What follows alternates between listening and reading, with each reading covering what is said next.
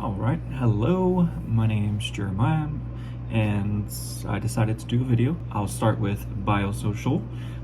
So I chose to describe my overall health and at least two influences that have shaped it. So my overall health is fine, not great, but fine.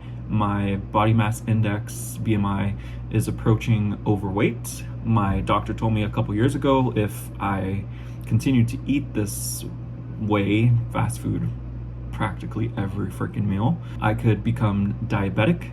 A lot of people are like, what? You don't look overweight. It's because I'm 6'2", but I weigh about 205 pounds. Mentally, I feel great most of the time. There are certain days I become disappointed in myself for the mistakes I make, and then my mind becomes stuck on the disappointment in myself for longer than I'd like. But then I meditate. Meditation's great. I get relief from that, taking that moment to just breathe and refocus on living. So describe one specific trait that was influenced by nature and nurture. So I'd say loving to eat is something that was influenced by nature and nurture. So my dad's side of the family is pretty big. A lot, not all of them, but I'd say majority of them are pretty big. That's nature. And then nurture, because whenever I see people eat a lot, skinny people that eat a lot, and I don't know, I get confused, how are you so skinny? I'm talking about real skinny, and they're eating junk all the time, and I'm just how are you so I do it, and I guess I really shouldn't. I'm 28 now, so explain if you're more of an analytical or intuitive thinker.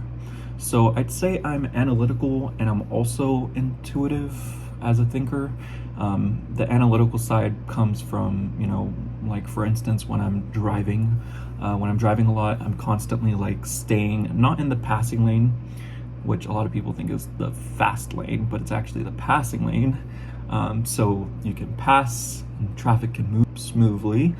But anyways, I stay in the lane next to the passing lane a lot. People sometimes are right behind me, and I'm just I'm thinking well, you have all this space over here, you can go over here to the passing lane. So that's analytical. And then I'm intuitive because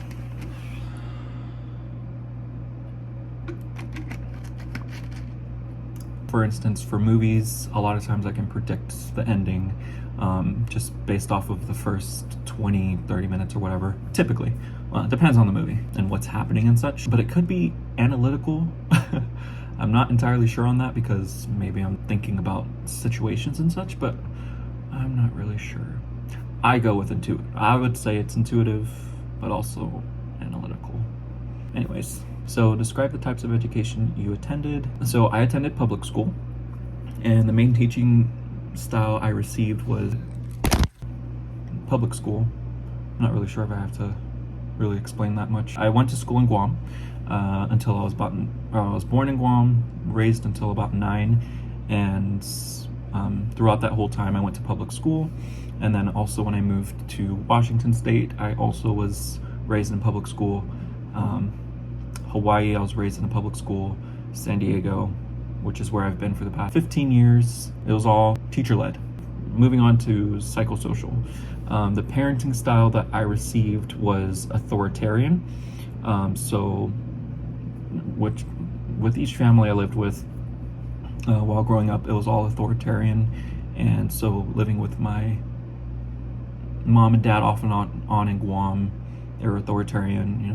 I had to do things a certain way. I could not talk back. If I talked back, I would get spanked. And I would also have my mom spank me a little bit, but she did more of holding books and keeping them held to discipline me. And then timeouts, of course, as well. I couldn't really do much in public. I had to really be quiet, not be loud and such, and otherwise I would get spanked and stuff. And then when I moved out of Guam to Washington State with my dad, it was authoritarian. I had to get good grades. I had to not talk back, same thing. I couldn't ask really questions unless it was like unless it was a chill time, I guess you could say, when we're just, on the couch and stuff, and then I could ask questions. But when they're telling me something to do, pretty much every parent I had was no talking back, just do what I say. And if I didn't, I got spanked with the belts, with hands, and that was up until I was 17. I was getting spanked with the belt. I guess with the Islander way. Explain where I fall in the introvert or extrovert and introvert continuum. How does this affect your relationships with others? So I'd say I'm extrovert at work. I'm very talkative to people. Well, not super talkative. I listen a lot, but I also give a lot of feedback. So usually I'll listen most of the time and give my thoughts on a situation or whatever's happening. Unless it's when I'm being a manager and then I have to, let the employees know what needs to be done and such, then I'm the one talking. But it's not really too much of a conversation because a lot of times people don't really ask questions. So yeah. And this affects my relationships. Oh, and then I'm introvert. A lot of times, outside of work, I have friends, but I don't really hang out with friends very often. I'm at home with my husband a lot. Yeah. I don't really hang out with people much outside of work. And I'm not very social, at the grocery stores or anything. I'm not like, hey, how you doing? Or anything like that. And sometimes if someone initiates a conversation in a grocery line or something, I'll have a conversation with them. I don't mind at all. But I'm not very oh, so how's your night? Or anything like that. So, yeah.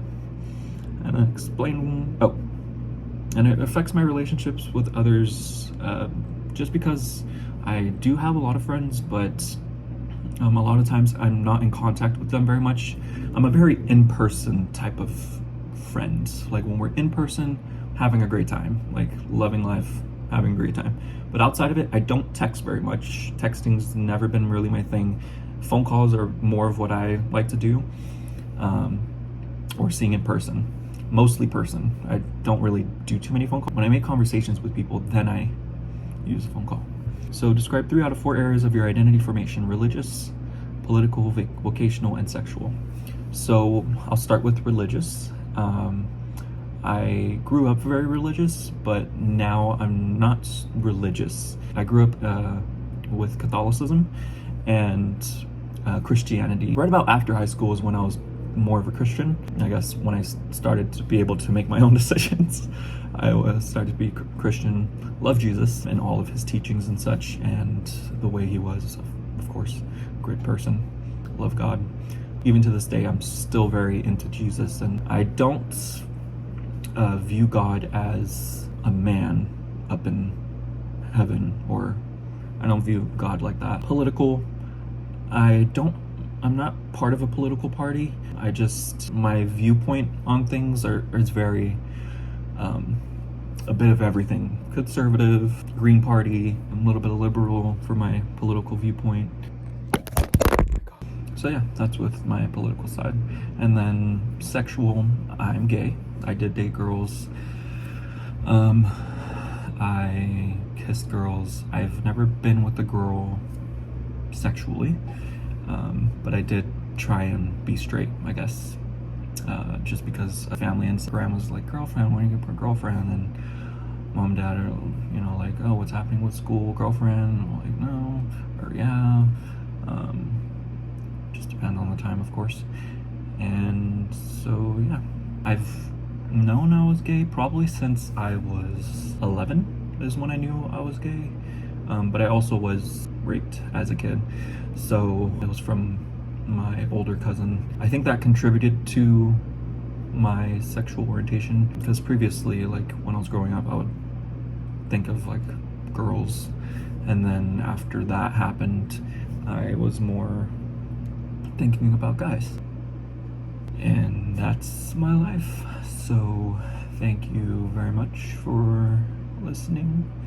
This project was pretty interesting and cool to reflect on life. And yeah, peace. Peace. Peace.